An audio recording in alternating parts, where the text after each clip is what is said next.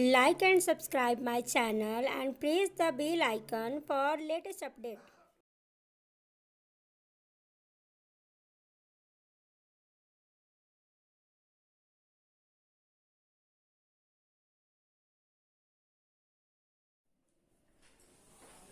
संकल्प educational institute Dinara में आप सभी का हार्दिक स्वागत है।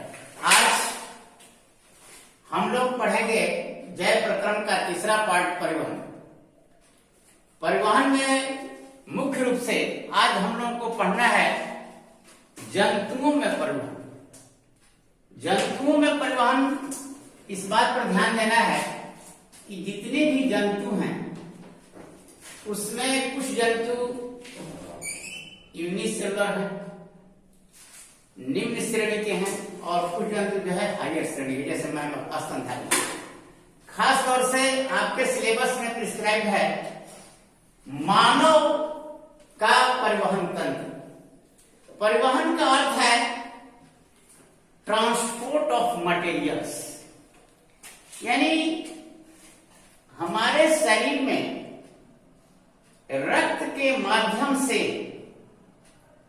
शरीर के विभिन्न अंगों से पदार्थों का एक भाग से दूसरे भाग में ले जाना और ले आना, ये किसके द्वारा होता है?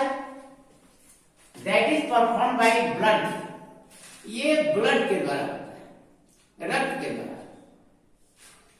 लेकिन इस रक्त को प्रेशर क्रिएट करके सारे मनुष्य के अंगों में पहुंचाने का कार्य कौन करता है? वो करता है हृदय। ये पंपिंग आर्गन है, इसको कहते हैं पंपिंग आर्गन, जो ब्लड को पंप करके आपके धमनी और सिरा इनमें रक्त को भेजता है। इसलिए यही आपका मूल रूप से मानव के परिवहन तंत्र का जो असली ऑर्गन्स है, जिसको हम लोग क्या कहते हैं? हार्ट, हृदय, जिसमें ऐसे मसल्स होते हैं जो ऑटोनोमस होते हैं।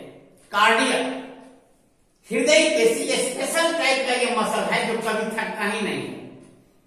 ये जीवन पर्यंत कभी रुकता नहीं, एक क्षण के लिए भी नहीं रुकता। दैट मसल्स है स्पेशल पिक्युलरिटीज।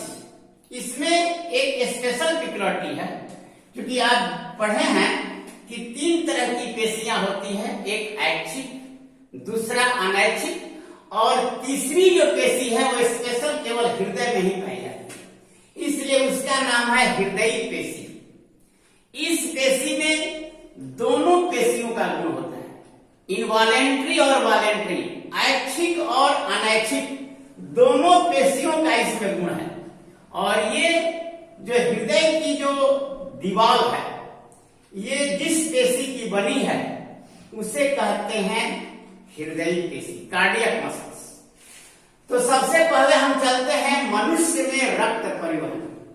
यही आपको मूल रूप से पढ़ना है कि मानव में परिवहन कैसे होता है। इसका पार्ट है रक्त।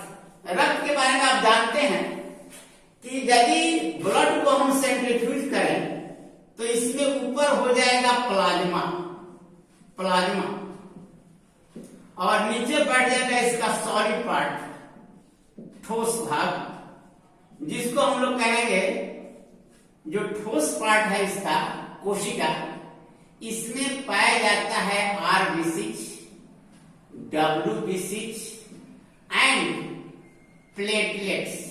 प्लेटलेट्स इसको कहते हैं लाल रक्त कणिका, इसको कहते हैं श्वेत रक्त कणिका, और इसको कहते हैं बीजाणु। प्लेटलेट्स या थ्रोम्बोसाइट्स कहा जाता है। लाल रक्त कोशिका भी कह सकते हैं या लाल रक्त कणिका भी कहते हैं।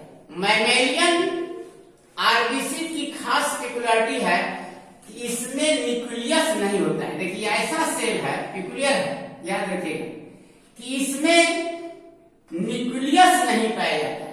और यही कारण है कि मनुष्य के अंदर RBC हमेशा मरते रहते हैं और नए RBC बनते रहते हैं। और आप जानते हैं कि ये कहाँ निर्माण होता है, बोन मैरो में।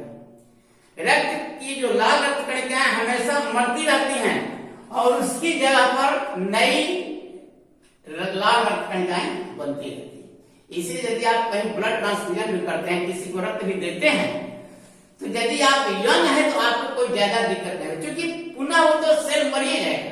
यदि आप किसी को ब्लड ट्रांसफ्यूजन करते हैं तो आपको कोई ज्यादा दिक्कत नहीं होती है, क्योंकि तुरंत नई कोशिकाएं बन जाती हैं। तो हमेशा ये सेल मरते रहते हैं और नए बनते रहते हैं।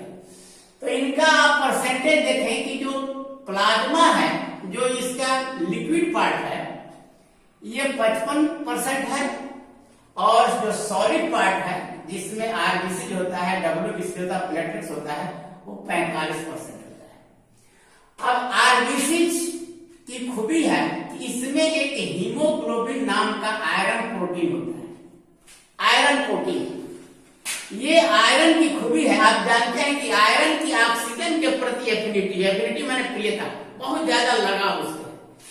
तो तुरंत ये जो हमारे आरबीसी में जो आयरन पिगमेंट है जिसमें हीमोग्लोबिन है, इसीलिए कभी डॉक्टर सलाह देता है यदि आपके अंदर ब्लड की कमी, इतने हीमोग्लोबिन का परसेंटेज कम है, कम से कम 60 से एबव चाहिए हीमोग्लोबिन का परसेंटेज, तो तुरंत डॉक्टर सजेस्ट करता है कि आयरन वाला चीज आप खाइए, जैसे सेब में आयरन मिलता है, या बहुत जल्दी रिकवर करने के लिए आर्बिटोन या हेमफर या हेप्टोग्लोबिन या किसी तरह का ऐसा टॉनिक दिया जाता है जिसमें आयरन हो, ताकि हेमोग्लोबिन का निर्माण हो। हीमोग्लोबिन क्या करता है कि तुरंत ऑक्सीजन कैरियर है, ऑक्सीजन से संपर्क करता है। जो फेफड़े में हम सांस लेते हैं, ऑक्सीजन जाता है, तुरंत ब्लड इसमें कंबाइन कर लेता है as oxy hemoglobin. Oxy hemoglobin ये बना लेता है एक अस्थायी अनस्टेबल कंपाउंड बना लेता है कैरियर के रूप में, और सीधे यहां से चला जाता है कहां पर, सेल में। तो आरबीसी का एक फंक्शन है कि आरबीसी में आयरन प्रोटीन हीमोग्लोबिन पाया जाता है, और इसी हीमोग्लोबिन के चलते रक्त का रंग लाल होता है। ये भी जानते, इस हीमोग्लोबिन के चलते ही जो मैमेलियन ब्लड होते हैं उनके रक्त क्या होते हैं, लाल होते हैं। और दूसरा है डब्ल्यूबीसी, ये श्वेत रक्त कणिका है, यानी ये कलरलेस है, लेकिन यह फैगोसाइटिक फंक्शन रखता है। फैगोसाइटिक यानी हमारे शरीर का ये संतरी, कोई भी हानिकारक बैक्टीरिया यदि प्रवेश करता है तो तुरंत खा जाता है उसको। फैगोसाइट का मतलब होता है भक्षण करने का, यानी तुरंत फाइट करता है उसको, जिसमें लिम्फोसाइट पाया जाता है। Lymphocyte, T for lymphocyte, T for lymphocyte.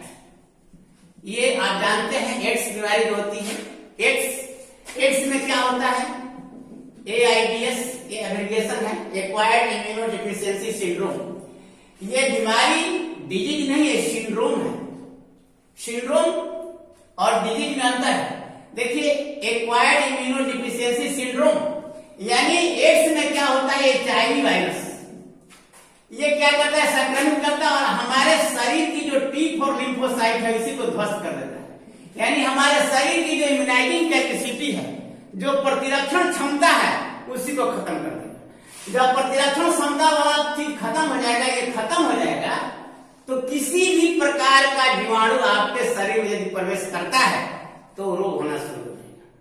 तो इसमें एक रोग नहीं होता है, कोई भी रोग हो सकता है। जिस रोग के जीवाणु आपके शरीर में प्रवेश करेंगे, दे इन्फेक्ट योर बॉडी, तो तुरंत आपके शरीर को इन्फेक्ट करेंगे। इसलिए वो व्यक्ति एड्स यदि हो जाता है, इसका कोई इलाज नहीं, और वो व्यक्ति जरूर मरेगा, क्योंकि उसको कोई कंट्रोल नहीं कर सकता है। क्योंकि आपके शरीर की जो इम्यूनाइजिंग कैपेसिटी, प्रतिरक्षण क्षमता है, जो आपके शरीर को जो संतरी है उसी को मार देता है, खत्म कर देता है।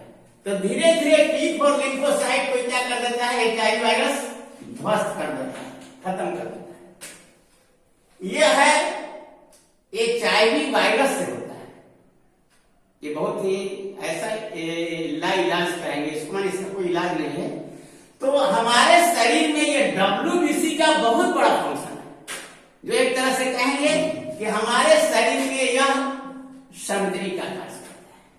और ये प्लेटलेट्स जो तीसरा ये सेल्स है, ये क्या करता है, इसका फंक्शन है ब्लड क्लॉटिंग। ब्लड क्लॉटिंग माने रक्त को जमने में। आप जानते हैं बीमारी होता है हीमोफीलिया।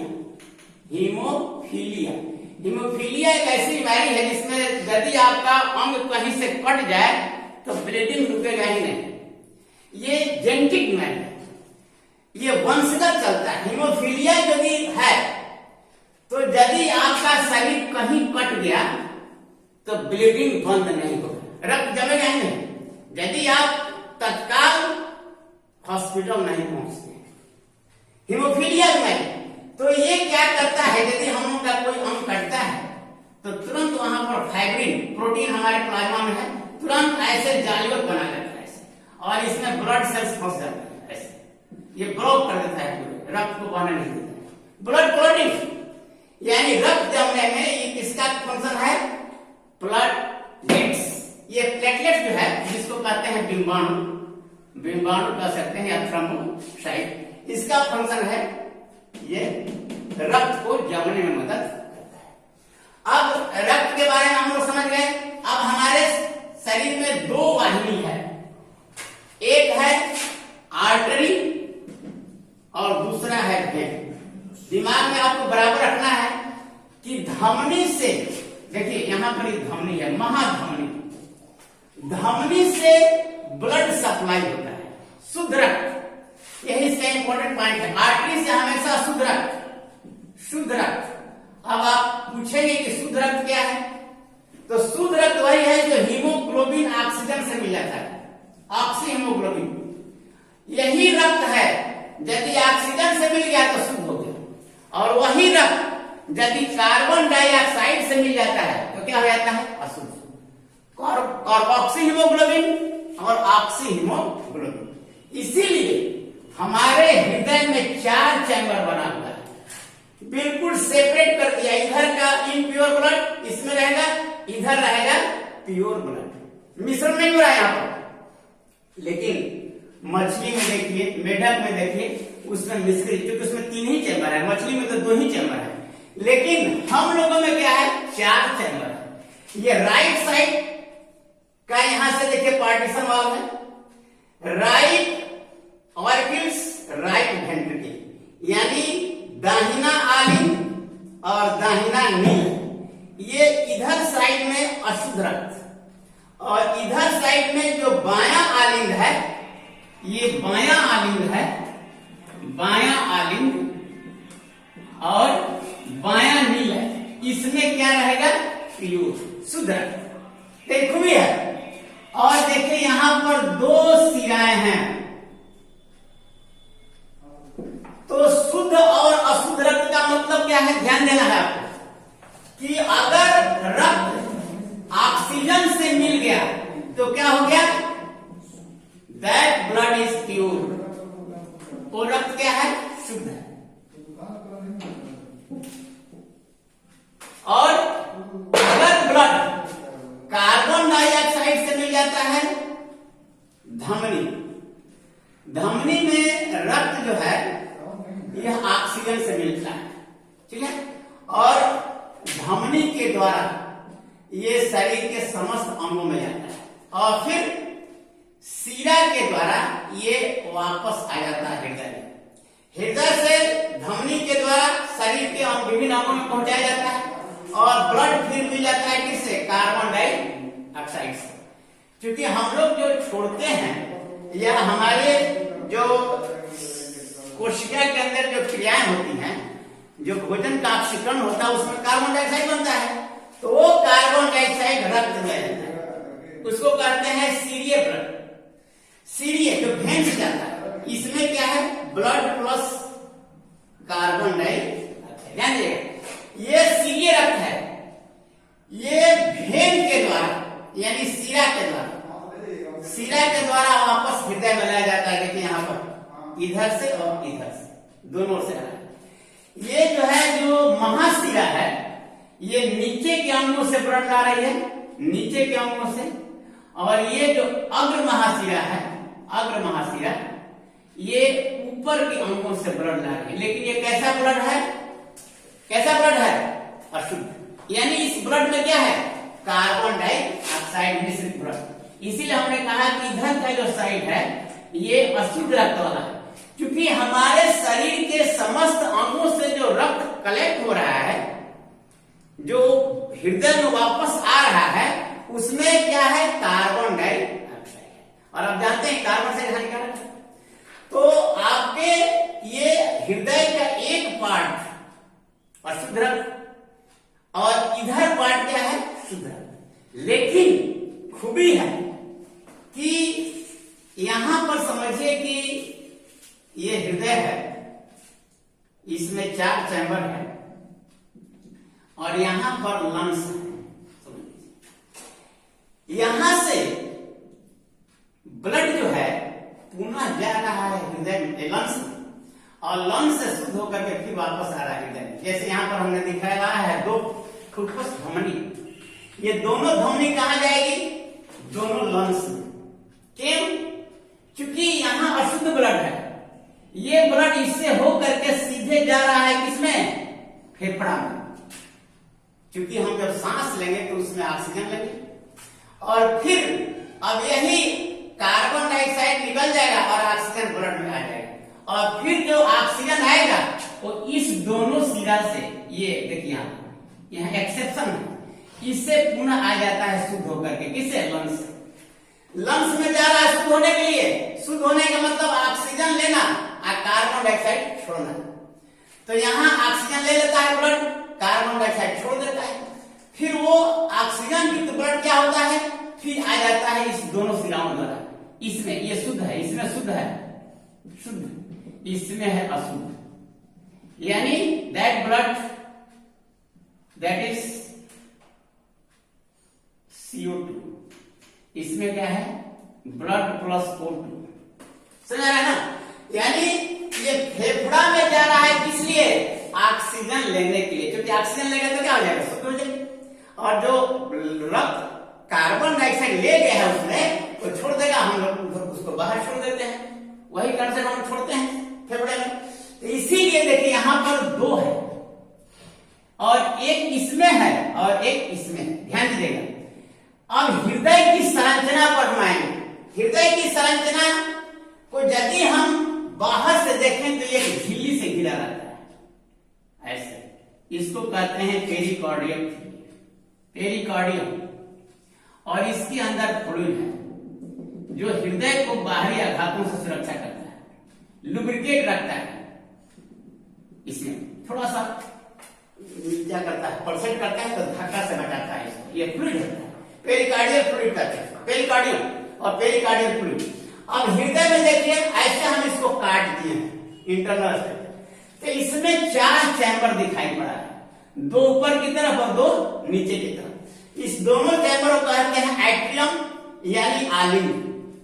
जो दाहिने तरफ का है उसको दायां आलिंग, जो बाएं तरफ उसको बायां। उसी तरह से नीचे का क्या है? ये दायां नीला और बायां नीला। ये पार्टीशन वॉल द्वारा ये बिल्कुल सेपरेट होते हैं, अलग होते हैं।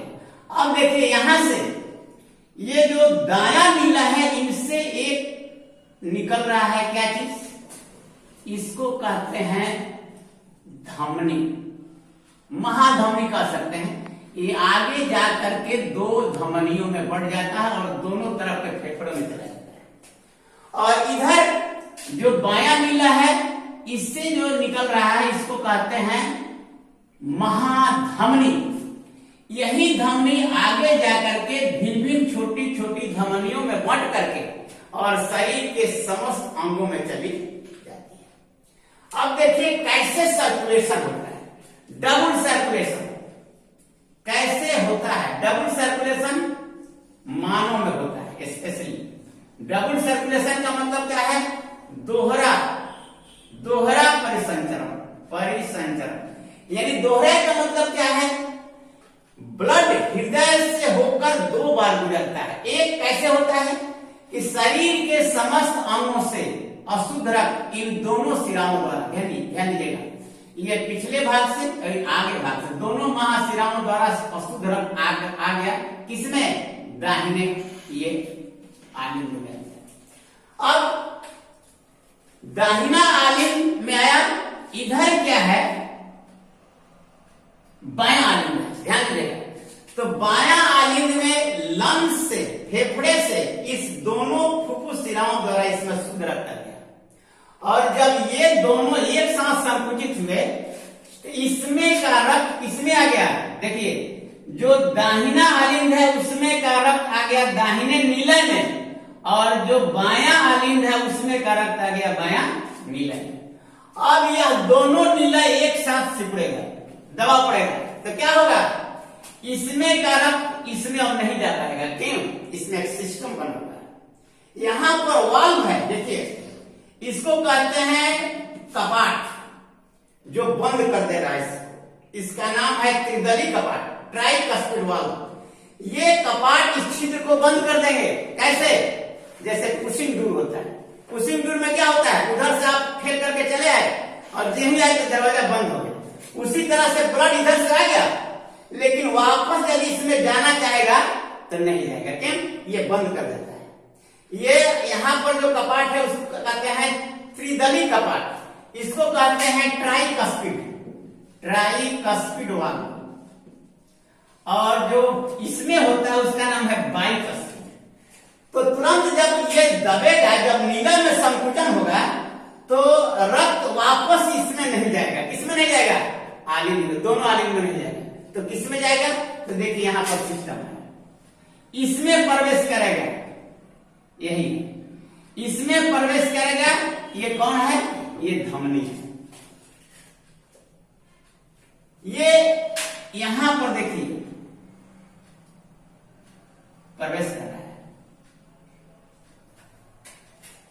अब रक्त ये क्या है, कैसा रक्त है, अशुद्ध है, क्योंकि हृदय के इस भाग से आया है, जो क्या कहते हैं, ये दाहिना आलिंद में अशुद्ध है, तो रक्त आ गया नीले में, भी अशुद्ध है।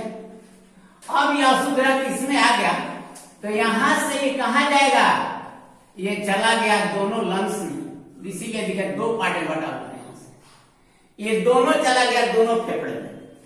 अब क्या होगा, अब ये फैलेगा, यही है सिस्टोल और डायस्टोल, जिसको हम लोग नापते हैं, सिस्टोल और डायस्टोल।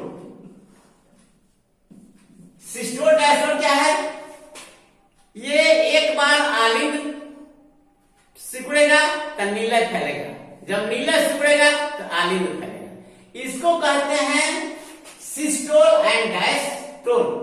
और यही प्रेशर क्रिएट करता है, जिसको हम लोग बीपी कहते हैं, ब्लड प्रेशर, जिसका होता है 120/80 एवरेज, हायर का होगा 120, लोअर में होना चाहिए 80। तो जो प्रेशर द्वारा ये भेजता है वो हाई है 120, और जो कम होता है, जो फैलता है तो होता है उस समय 80। तो देखिए यहां से रक्त चला गया लंग्स में शुद्ध होने के लिए, और शुद्ध होकर के फिर वापस आ जा रहा है, देखिए इस सिरा द्वारा। अब देखिए यहां पर एक्सेप्शन इसको याद रखना है, देखिए यहां पर फुफ्फुस सिरा द्वारा शुद्ध होकर के ब्लड आ रहा है, जबकि आप जानते हैं कि धमनी से हमेशा शुद्ध रहता है, लेकिन ये सिरा है, सिराएं, यही एक्सेप्शन है।